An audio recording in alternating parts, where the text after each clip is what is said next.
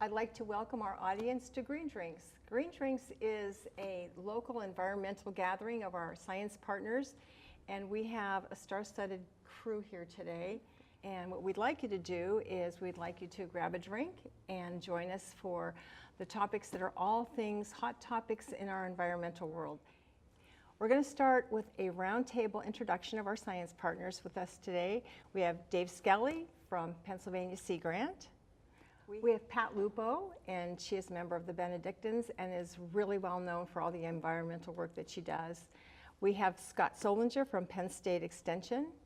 We have John Vanko, and he is retired from the Erie Art Museum, but everybody knows that he is very deeply invested in our environmental work in our community, especially on the hot topic of climate change. So we are going to begin our show with asking you to grab a drink and join us for Green Drinks. And the first topic is going to be with Dave. And Dave's going to be talking about, first he's going to talk a little bit about who he is and what he does for Pennsylvania Sea Grant. Dave?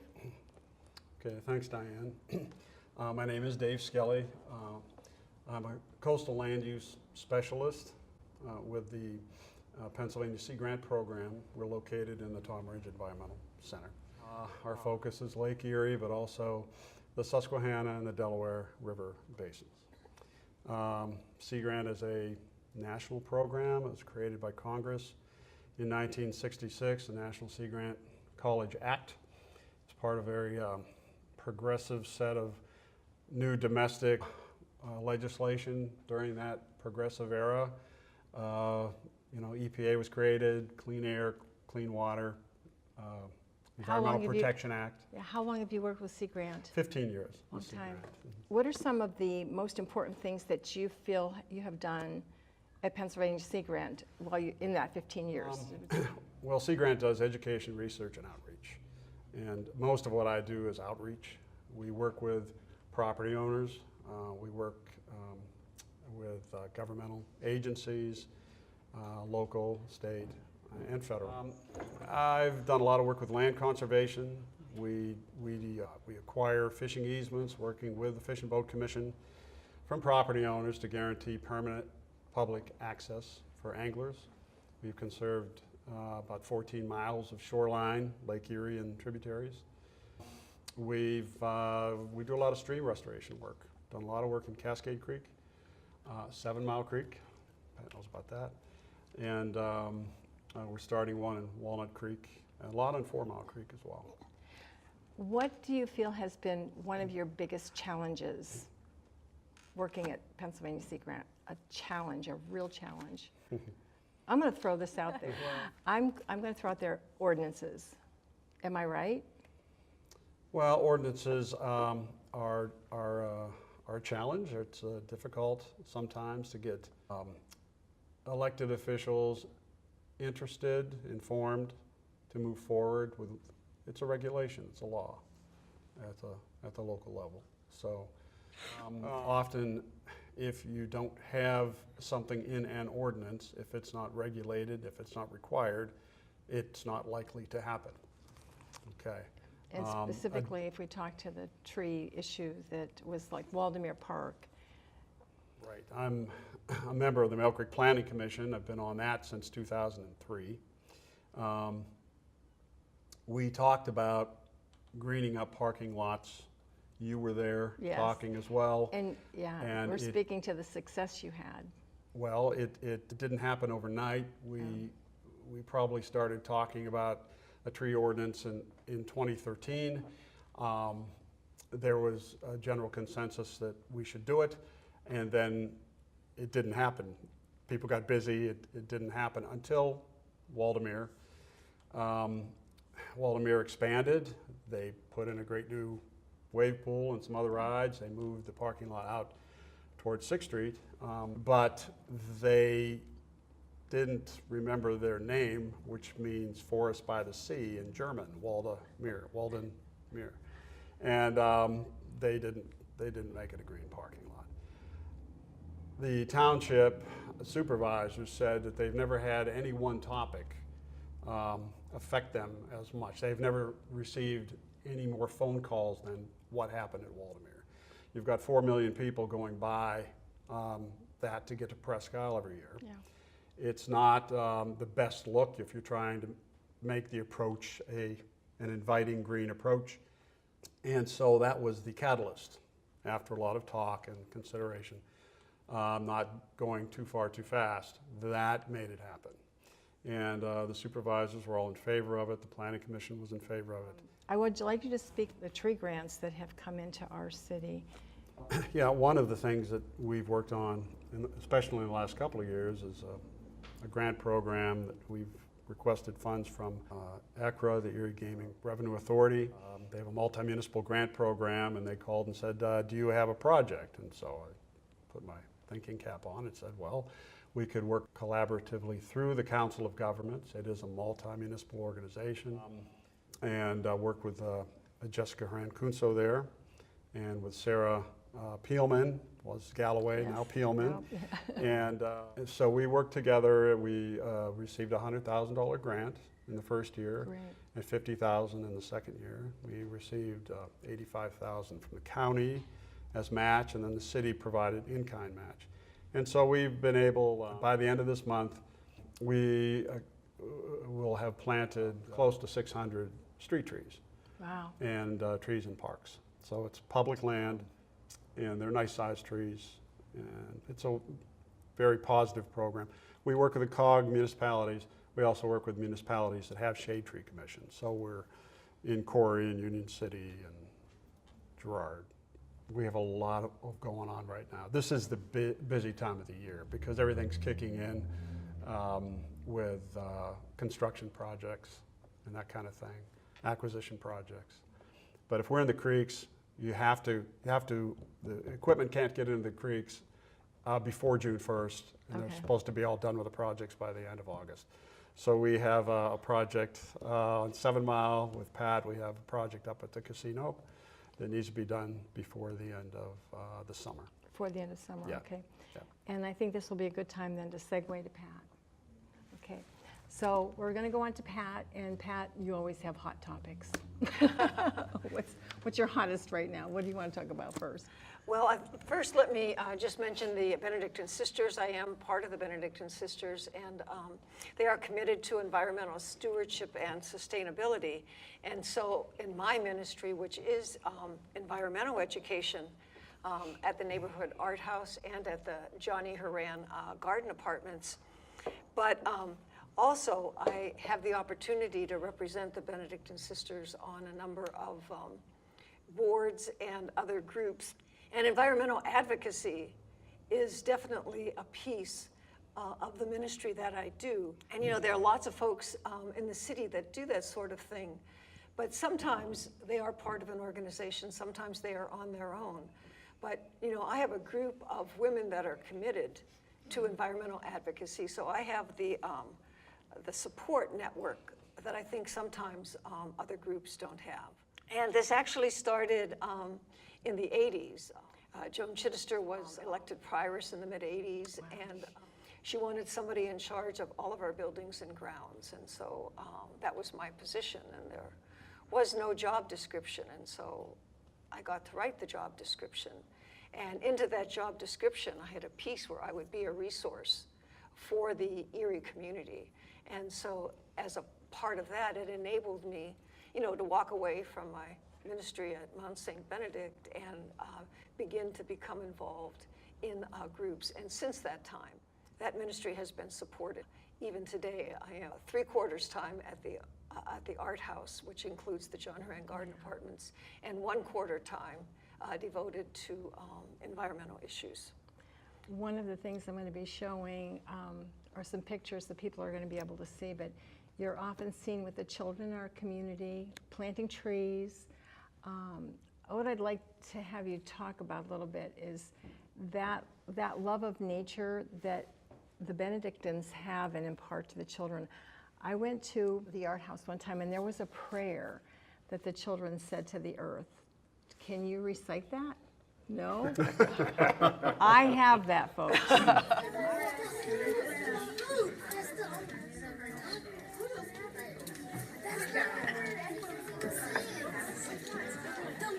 I pledge allegiance to the earth and all its sacred parts, its water, land, and living things, and all its human hearts. I pledge allegiance to all life, and promise I shall care to love and cherish all its gifts with people everywhere. I know that the projects that you work with the children are often nature projects, from planting trees to, you showed me how they were growing an avocado. Yes, you know, my goal is to motivate people to action. I just don't want to teach them about the environment. I want them to do something about the environment. And I don't care if they're 70 years old or if they're 7 years old. I think you can still motivate people to action. And I think kids sometimes can motivate people to action more than we adults can. And so at the Neighborhood Art House, you know, there are a whole plethora of activities that the kids can be involved in, you know, from literacy to dance to the creative arts to the performing arts. My little niche is environment and art. So that's where my classes are now. Every semester and every summer, there's 3 distinct teaching sessions at the Art House. I have 2 groups of Green Team, one for 7 and 8-year-olds and one for the 9 to 14 or 15-year-olds. During the spring and summer, those groups are always involved in outdoor activities, whether we're gardening. We have adopted different areas of the city, like the lot on the corner of 10th and Parade, the 10 trees that are between Holland and French Street on East 10th. Sarah Galloway Peelman, our city arborist, teaches them how to prune the trees. We plant a variety of flowers. You know, just 2 weeks ago, we had tons of tulips and daffodils there, and the kids just love walking by that and seeing that this is something that they do. The summer group will be planting annuals, and we've also, over the past, planted some perennials there. So they get involved in things like that. This past semester, the Green Team, the 7 and 8-year-olds were involved in the project to bring awareness to Skip the Straw. And skip the straw. We don't need those plastic straws. Oh, yeah. And the older kids actually wanted to form a partnership with local restaurants. So we put together a survey, and we surveyed 5 local restaurants to see what they would do to reduce their use of single-use plastics. You know, in the process, they found the difference between a franchise and a private owner and what people were able to do. And they found out that franchises in Canada are doing much more to reduce their use of single-use plastic than their counterparts in the United States are. 2 of the restaurants, Denny's and Tim Hortons, on May 8th had a day where they would give people going through their restaurants.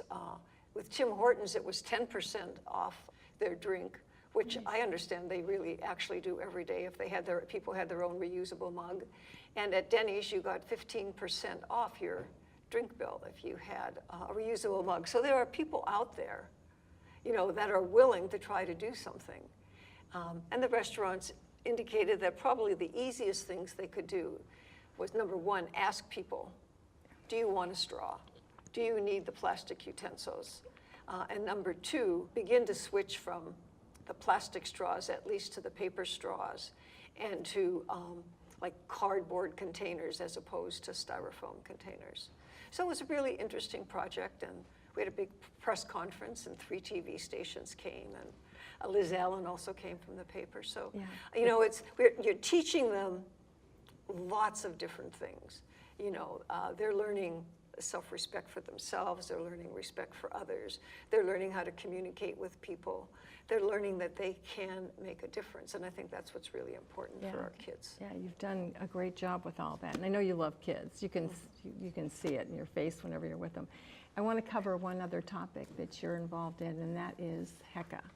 Let's speak a little to HECA. Yes, HECA. Yeah, that's HECA. HECA has taken a big portion of my time in the last Actually, since last August, Dr. Mike Campbell and myself had been involved in a few stakeholder meetings that the Pennsylvania Department of Environmental Protection were holding because Erie Coke is located in an environmental justice neighborhood, so they're required to do some work in that line.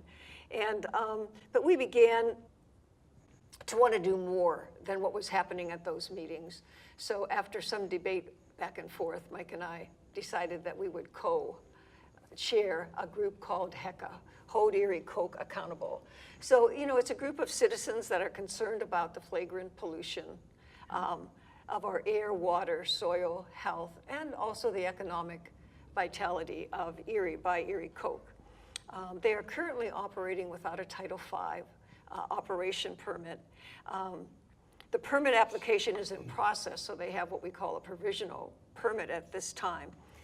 But the permit won't even be considered until Erie Coke has addressed more than 80 violations that the Pennsylvania Department of Environmental Protection has filed against Erie Coke since December of 2018.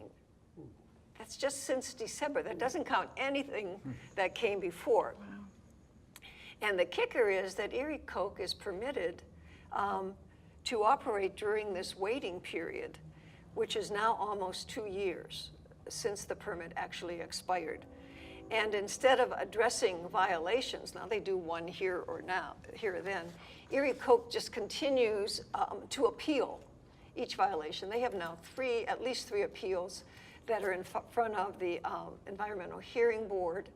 Who knows when that'll happen, maybe sometime this summer, with some of the earlier ones, like their first appeal was in January in this last series. But even since that first appeal, they have continued to rack up violations. So it's a really frustrating situation. You know, I believe that it's definitely time for more serious action from both the Pennsylvania Department of Environmental Protection and local citizens. You know, we encourage local citizens that anytime they notice that acrid odor or, you know, see the heaviness hanging over the kind of this yellow vapors thing hanging over the city, you see the black soot, because the particulate matter is a big issue. You know, there's a line, go to the DEP website, go to our website, HECA, or go to our Facebook page, HECA, and contact DEP. We need that contact to be happening. And we think that we are beginning to make a difference. I mean, we've seen much more action out of the DEP in the last 6 months than we did previously. We'd like to think that maybe we're responsible for some of that, at least opening people's eyes, so letting them know that citizens are concerned. Yeah, and all they have to do is call the DEP line, which we'll have that for people on this show. And every time they get a call, they open up a case, right? Yeah, they log it. They log it. Right now, they used to be logged individually, but then we got an email maybe 2 or 3 weeks ago that they're beginning to log them as weekly events. So I don't know whether that makes that stronger or not. But we're looking for people who have been specifically affected to give testimony. You know, initially we thought we would be preparing people for the public meeting, which happens, or the public hearing, which happens as part of the Title V operational permit. You know, that could be years away, frankly. But we did have an educational meeting earlier this month, and we are working with a group called GASP, the Group Against Smog and Pollution, out of Pittsburgh. Actually, some individuals here in Erie, as well as the Pat Black Family Foundation and the Sierra Club, has donated funds, and that's why we were able to have GASP on record. So we have their attorney and their executive director, and they have a lot of experience with coke plants in the Pittsburgh area. So they've been a real asset. And we also have a couple of small grants from Freshwater Future. But we need more funding. You know, the air monitoring that is happening is next to nothing. You know, we have 2 monitors, and neither one of them are in a good spot to really get data from Erie Coke. One is on 10th and Marnie, and the other one is out at Presque Isle. Groundwater has never been tested. There are no monitoring wells for groundwater. Would that also be the DEP? Yes. Okay, so we'll keep the DEP number up, and it's all about voices. Is there a petition? Has there been any petitions against them? At our meeting, we did have a petition. We don't have a petition online right now, but we just sent petitions to the both the Meadville Office of DEP and to the Governor's Office in Harrisburg. Those petitions can become online. We'll make sure they You know, we have city and county council have both passed resolutions which were directed to DEP to be more proactive in Erie Coke.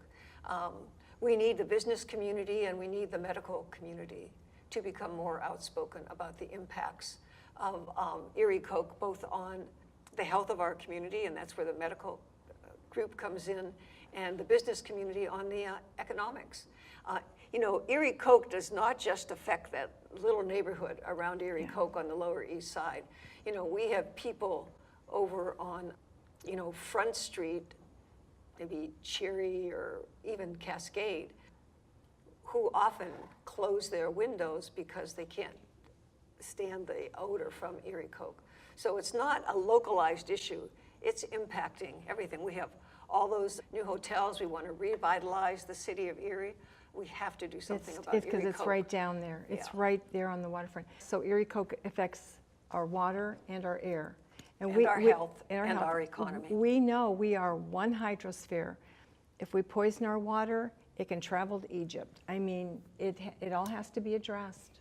Okay, thank you. You're welcome. And next, you can go refresh your drink.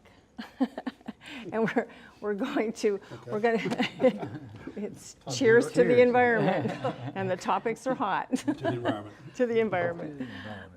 Next, we're going to be talking to Scott Solinger, Penn State Extension, my partner in video crime. Video crime, we hope not. My partner in video education. I worked with Scott and developed a video on volcano mulching. It's become, I'm like the volcano mulch police. Scott, so I want to have you talk to us about what you do at Penn State Extension, what your role is a little bit first. Well, since 1991, George Bush, the first administration, the Urban and Community Forestry Act was passed across the United States. It encouraged partnership within each state of the nation to develop urban and community forestry councils. These were partnerships between the universities, the governments, and industry and volunteers to help us manage our community forests, the tree systems in our communities. Since then, my partners have been at it for 29 years. I've been at it for 23. 5 of us across the state, across Pennsylvania. We work with volunteers and municipalities and professionals and individuals to help bring this about, help the tree populations along the streets and in the backyards across town. So we work with Sister Pat and with Dave, and we worked with John even, and so in different things that we've done to help trees in Erie, for instance. We began when Dave was with the Planning Commission of the state, the County Commission, we started planting trees in Erie, didn't we? That's how the Erie Tree Committee formed, was through the efforts of Dave and partners and some wonderful volunteers that have continued in their energy, including Sarah. And and the other thing about this is that we want to do good work, and we want to train people to do good work and to ensure good work through certification. So, for instance, Sarah is a certified arborist. An arborist is one who practices the art and science of tree care. Sarah is certified for years now. In fact, I gave her the exam. And we continue in that respect through arborist training and certification, through tree risk assessment and certification, qualification. That's a qualification. But the thing we try to press is that good management, we place trees correctly, we place the right trees for the situation so they'll survive in a given environment, in a given spot, and then we take care of them. That's what we try to get done continually through perpetuity. If you had to give a report card grade for our region on its green infrastructure health right now, what would you give that? Well, we're in flux. I'd say the grades are out. The work is incomplete. It's been a struggle. We try to deliver services. It's across Pennsylvania, it's across the country, it's across the world. We have these kinds of challenges. And it's always a short vision that we battle. We always work for the long run, and people have short-term wants. We try to deliver long-term services and experiences. Would you like to see, we talked about ordinances earlier, would you like to see more ordinances that would give us street trees that would create a healthier community for our children? Like, I am going to defer the end to the climate issues, but we do know that with our increasing heat index and all the events that we've seen that are really tragic, we know that an increased green infrastructure would give us that healthier community, reduce our heat index. I mean, when we have nothing but an asphalt jungle, I think you know what I'm speaking to. When you have an asphalt jungle and you don't have ordinances and you just have nothing but asphalt, one, you don't have a healthy community. Can you speak a little bit to what you'd like to see with ordinances on our streets? Well, first I'd like to speak to the asphalt jungle. You know, and for instance, when you're in the middle of a big box parking lot, even a small parking lot, your car temperature can reach 120 degrees inside pretty quickly, within 30 minutes. Get in the car and see how that feels. Even with, we press for 15% shade within a parking lot. That can help keep temperatures down to 80 or so, and 80 is hot, but it's a lot cooler than 120, which is what it will get to every summer pretty quickly. We are in the sweet spot of the nation as far as cool temperatures here.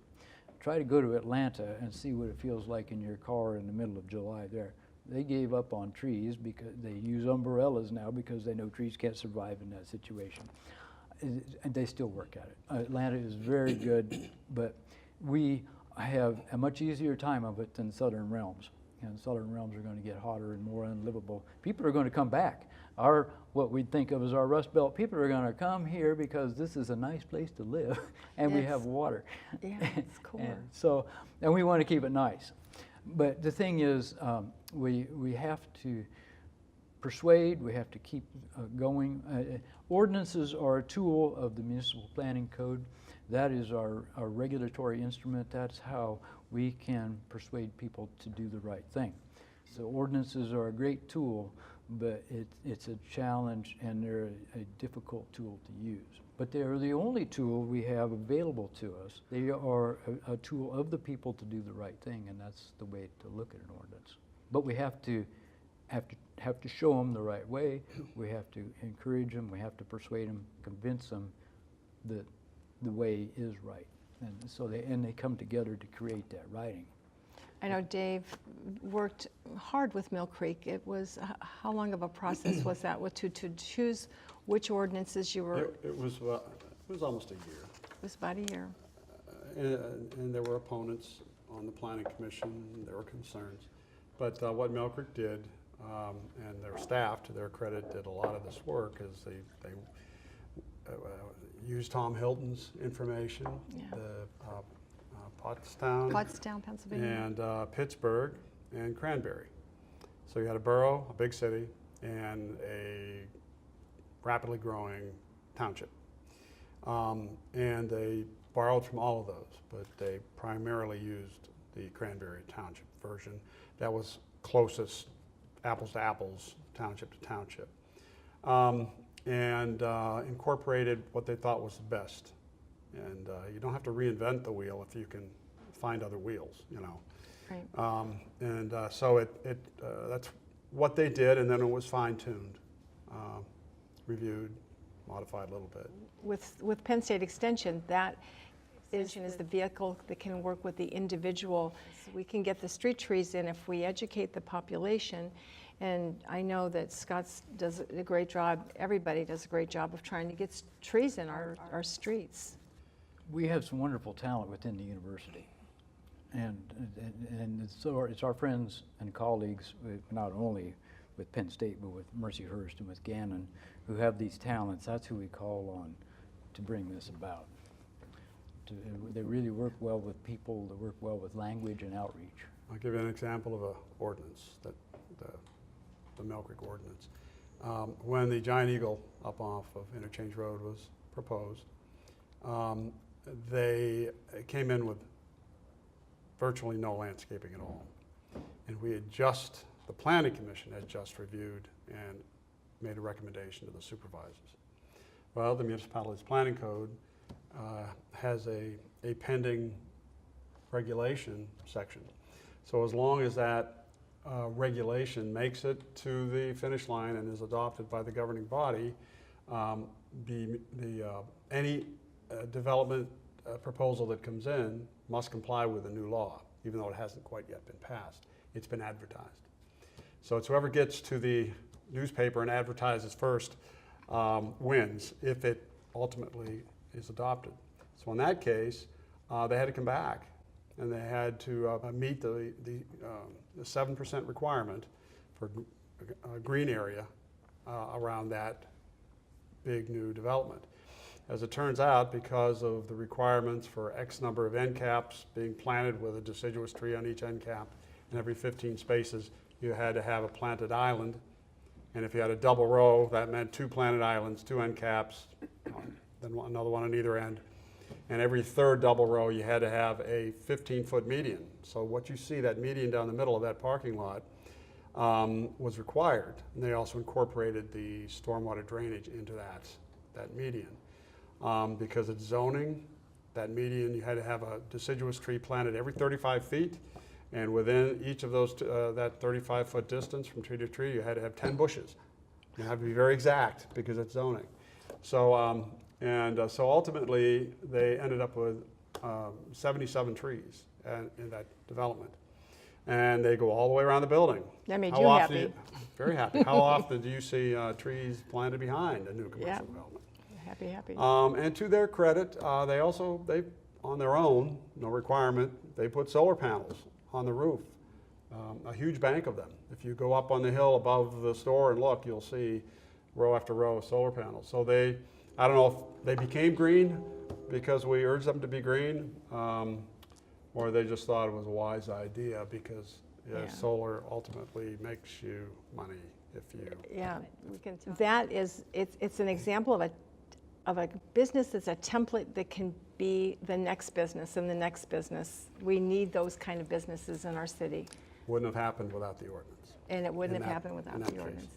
Okay, how about if we shift to the wisest climate man I know. Okay, I'll drink to that. He'll drink to that. We know John was the director of the Erie Art Museum for many years and has slipped into an amazing environmental role in our community with advocacy and proactivity. So, John, tell everybody a little bit about, I know you're working with the new Green Deal. I know some of the things that you've been involved in. So could you kind of topically hit some of the organizations that you're working with? Yeah, well, while I was at the museum the last couple of decades, I became increasingly concerned about environmental issues, and it's always been part of my makeup to be engaged with the environment and to be concerned about the preservation of our natural environment. And as I got closer to retiring, it became even more important to me. We build a green building.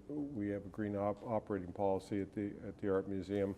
We did a lot of programming that revolved around environmental issues. So when I left that behind, and for the most part, I still am the director of the Blues and Jazz Festival, which we spun off to a separate organization. And that's been a green festival for over 15 years. So that's another outlet. We now have at the festival a sustainability village and artist market where environmental organizations and individuals and artists are together in a kind of a village situation. And this year with a solar stage as well. So that's one outlet. But I really like the idea of bringing together all the people, like the people around this table who have been working on these issues for decades, and giving them a chance to see and meet one another, which surprisingly doesn't happen as often as it ought to. I mean, that's kind of one of the ideas behind green drinks, is to give people a casual opportunity to get together with other people who are dealing with these kinds of issues. But you know, the first thing that I did when I left the museum was to go to a 3-day-long gathering with the Climate Reality Project, which was the program started by Al Gore. It's an international organization that educates and teaches people to communicate about climate change. And with that, having gone through that process, one of the rewards is that you have then access to the body of photographs, information, videos, and so forth that they have accumulated and obtained the rights to, so that you can do any kind of presentation, on-air presentations and live presentations using all that material. And so I do that. I do talks about climate change, but I was also interested in the kind of ecosystem for environmental action here in our community. In the same way that I had, in my previous existence, looked at the arts and cultural ecosystem in the community and used that as kind of a way of thinking about what's important to do. And there are a lot of people working on environmental issues, and we tend to know one another, but there isn't any central coordinating agency. There isn't an arts council even for environmental organizations, that kind of where all the environmental organizations kind of automatically come together and look together. So that's one of the things that I'm kind of focused on, is how do we do that? Climate change is such an overwhelming issue. It's like nothing in the human experience. This is it. I mean, this is the big challenge. This makes, you know, one of the reasons that I'm an environmentalist and think the way I do is because I grew up on a farm, and my parents grew up during the Depression and World War II.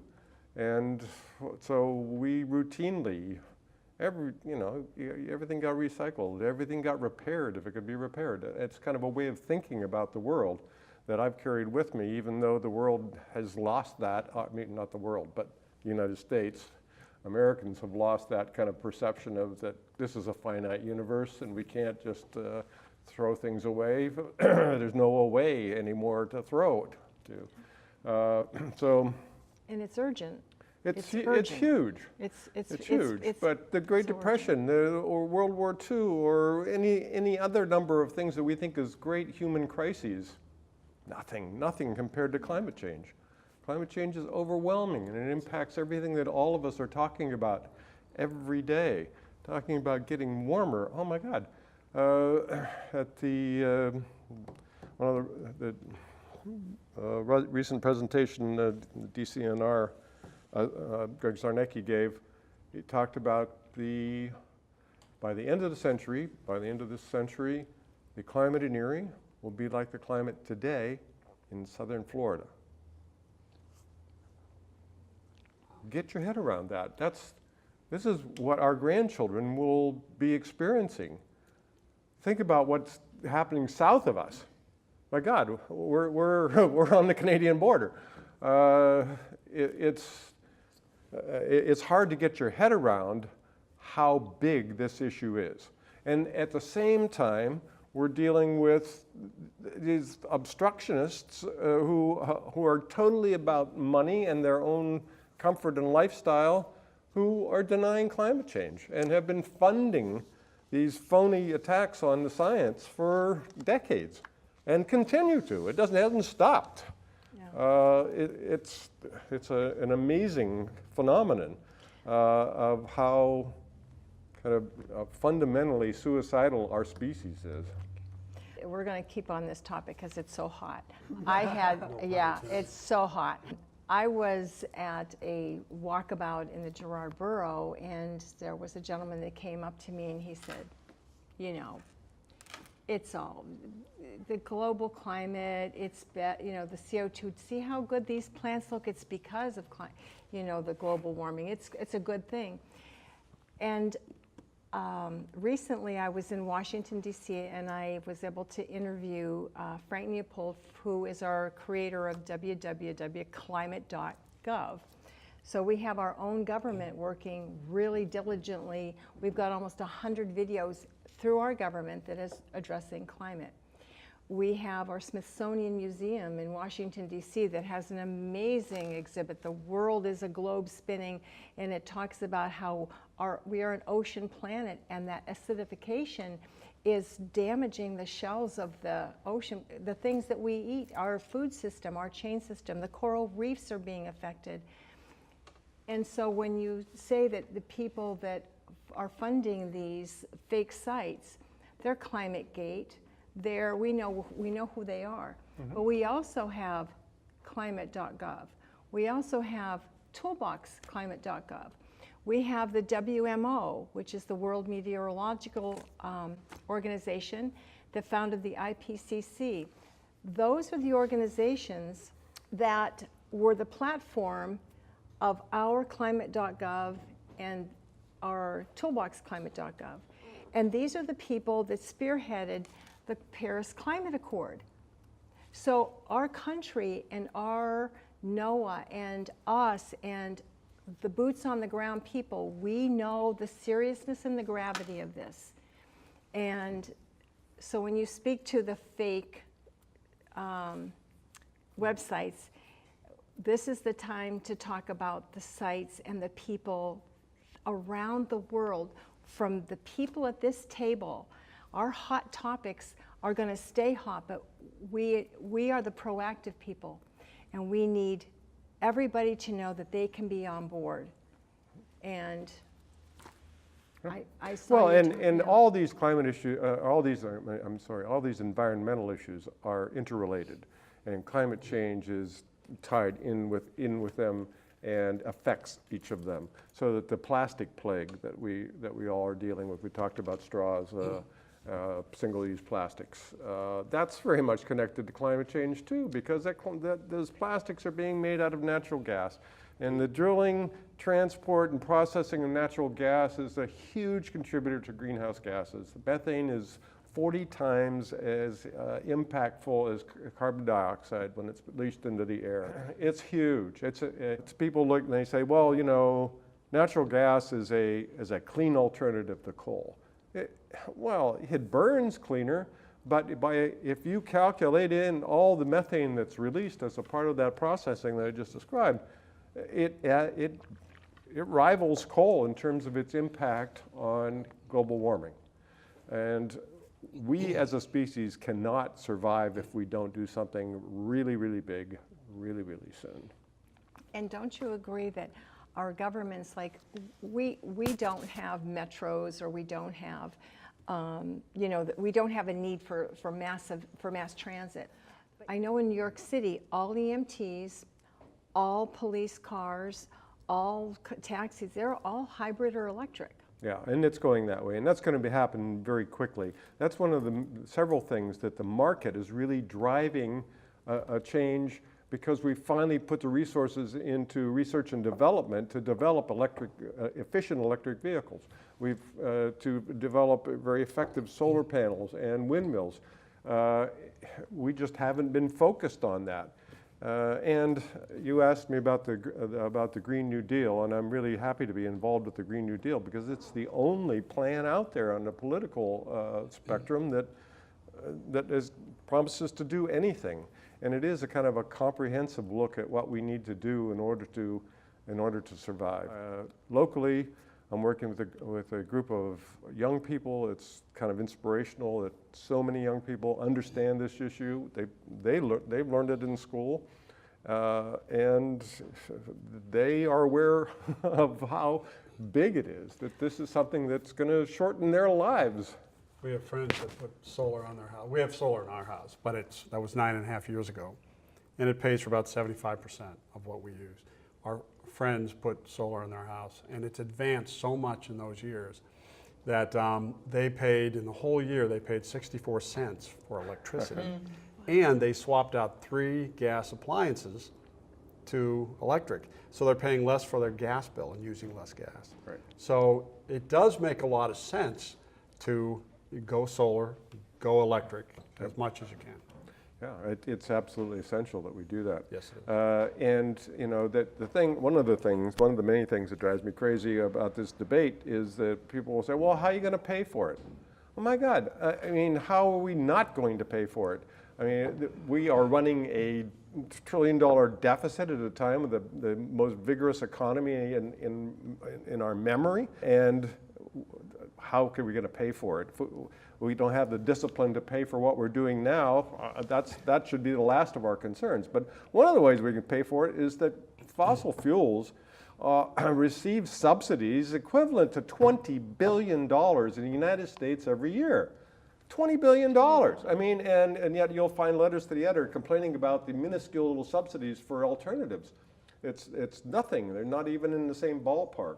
So there are a lot of specious arguments about why we won't do anything, but it's time to do something. Yeah, and it's time to wrap up our green drinks because we're getting close, and it's been great. I hope that our audience has really enjoyed this conversation. And Green Drinks is a once-a-month gathering, and it's not confined to organizations. If you have a concern or you are interested in your environment and how to be part of making change, because we need to make change for climate change, and that's the bottom line. And I'm going to end this on my science partner, Scott Solinger, and I, who developed the video, Can This Tree Be Saved? They're all on YouTube. And so if you do have some tree issues, this is our go-to guy. And we also created there's a serious volcano mulching issue that has been my pet peeve, but it's also the most important thing that we can do for the care of our green infrastructure. If we're going to plant that tree, if we're going to care for that tree, then when we volcano mulch, and you know what I'm talking about, it's the mulch that comes up to the trunk, up to that poor tree's kneecap, and then it has to struggle to breathe. You pull back the bark and you see these little white roots, right, Scott? Mm-hmm. Little tiny white roots, and that tree is struggling to breathe. So you need to pull back your mulch, and you need to do what I do. I stop and tell every landscaper, what are you doing? It's a serious topic, but seriously, if you have a tree and you're mulching, it's the right way to mulch. You just bring it back, right? Scott, tell us how to do it. Mulching is piling the mulch up around the base of the tree. It essentially buries the tree. When we place too much mulch over the tree or too much soil over the roots, it essentially cuts off the oxygen to the root system. The root zone of the tree needs to have oxygen and water. We don't want to mulch very high on the tree because it makes such a good home for insects and fungi next to the bark of the tree. Tree bark is not meant to be moist all the time. It is meant to be exposed to the air all the time and dry out. If we excavate this, we will likely see all kinds of critters and fungi next to the bark where it wouldn't be under a healthy situation.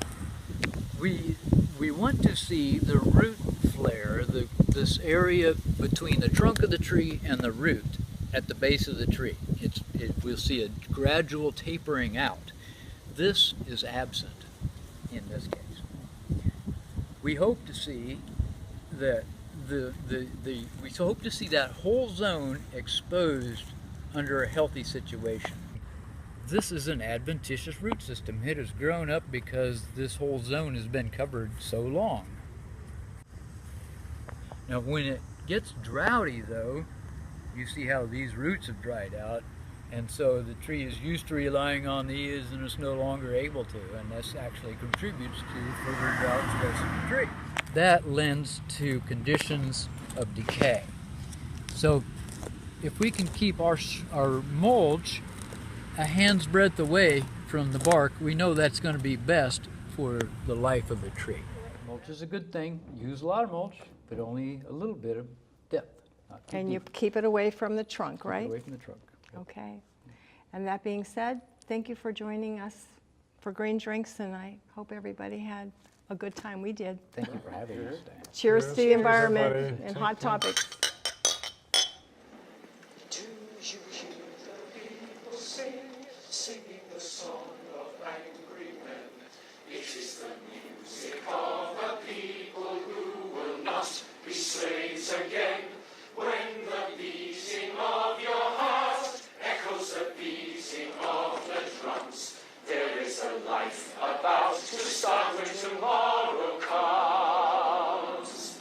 Will you join in our crusade? We will be strong and stand with me. Beyond the barricade, is there a world you long to see? Then join in the fight that will give you the right to be free. Do you hear the people sing, sing the song of angry men? It is the music of the people who will not be slaves again. When the beating of your heart echoes the beating of the drums, there is a life about to start when tomorrow comes. Really give all you can give, so that our banner may advance.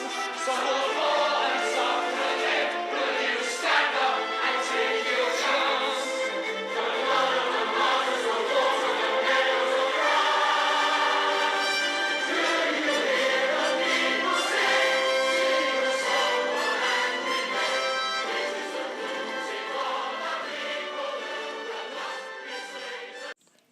Landscaping for Environmental Health with Dan Dahlkemper.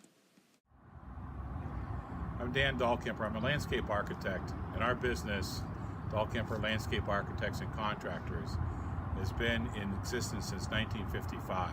So for 63 years, we've been improving Erie's environment. Landscape architects are charged with being stewards of the land.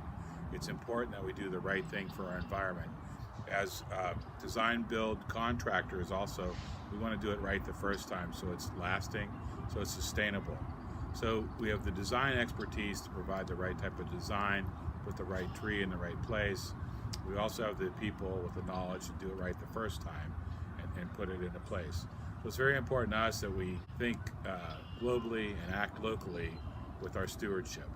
So we're going to continue with our plans in our business to improve Erie's environment in many different aspects. One is right here, the Arboretum at Frontier Park.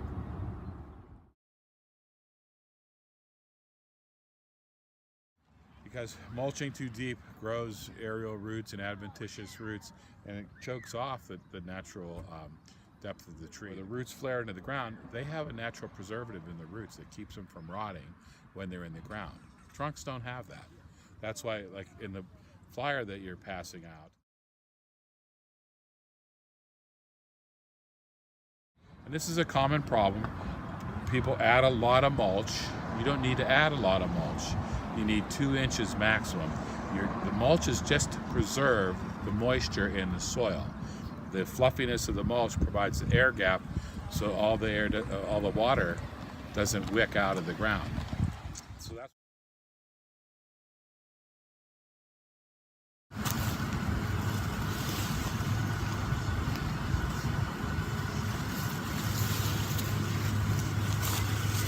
Oh, you like that?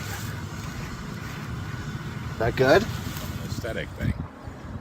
What do people think? The more the better. Is more frosting on a cake better? Not necessarily. Okay, so getting the right amount is the important part when you're mulching a tree. Healthy landscapes, healthy trees, create a healthy community, which creates a healthy planet. Using accredited landscapers who use accredited arborists are so very important to our planet.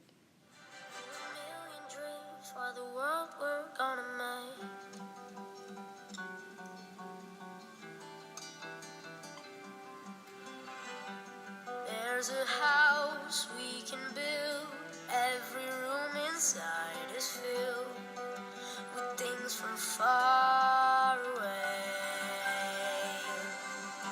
Special things I compile, each one there to make you smile on a rainy day. They can say it all sounds crazy. They can say we've lost our minds. I don't care if they call us crazy. Run away to a world that we desire. Every night I lie in bed, the brightest colors fill my head, a million dreams keeping me awake. I think of what the world could be, a vision of the one I see. A million dreams is all it's gonna take. A million dreams for the world we're gonna make. However big, however small, let me be part of it all. Share your dreams with me. You may be right, you may be wrong, to say that you're bringing me along to the world you see, to the world I close my eyes to see. I close my eyes to see. Every night I lie in bed, the brightest colors fill my head. A million dreams are keeping me A awake. million dreams, a million dreams. I think of what the world could be, a vision of the one I see. A million dreams is all it's gonna take. A million dreams for the world we're gonna make.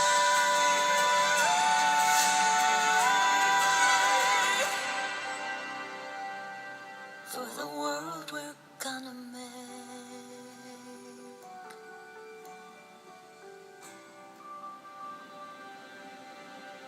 Without tree corridors, we have an unhealthy community for our children. 1 gallon of burned gasoline gives them 20 pounds of CO2 to breathe. But one tree can clean 48 pounds of those toxins annually, and that would be 20 million more pounds of oxygen cleaning their air, and we would make a change for climate change by reducing emissions. Climate change is real. A healthy green infrastructure can begin with you. Plant it forward today just by planting 1 tree in front of your home. If we all planted 1 tree today, we could make a significant change for climate change.